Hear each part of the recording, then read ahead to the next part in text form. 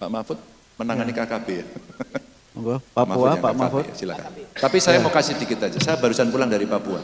Yang dibutuhkan dia hanya satu. Kasih kami ruang dialog. Untuk kami bisa merepresentasikan pendapat dari berbagai kelompok apa yang kami mau. Janganlah semua dikirim senjata kepada kami.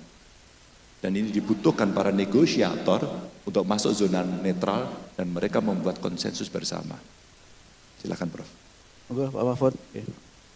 Profesor Makmun, kita tetap memakai istilah KKB, kelompok kekerasan atau kelompok kriminal bersenjata. Karena alasannya begini, kalau kita pakai istilah KKSB, kelompok kekerasan separatis seperti yang mereka inginkan, itu nanti kita boleh dicampuri luar negeri. Luar negeri bisa ikut campur kalau kita menyebut mereka separatis. Oleh sebab itu kita tidak pernah terpancing dengan orang-orang Papua. Kami ini kelompok kemerdekaan Papua Barat, kami organisasi Papua Merdeka. Tidak kita pakai itu. Karena begitu kita menyebut istilah itu berarti kita boleh membiarkan orang luar masuk, negara lain masuk, PBB masuk pada separatis itu.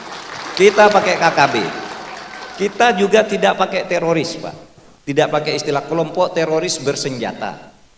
Karena apa? Kalau begitu bicara teroris, hukum acaranya tuh luar biasa. Kalau kriminal biasa itu orang ditahan 20 hari, diperpanjang 20. Kalau ini bisa berbulan-bulan, Pak. Bisa setahun ditahan tanpa proses karena tujuannya teroris. Dan itu tidak bagus bagi perkembangan hukum kita.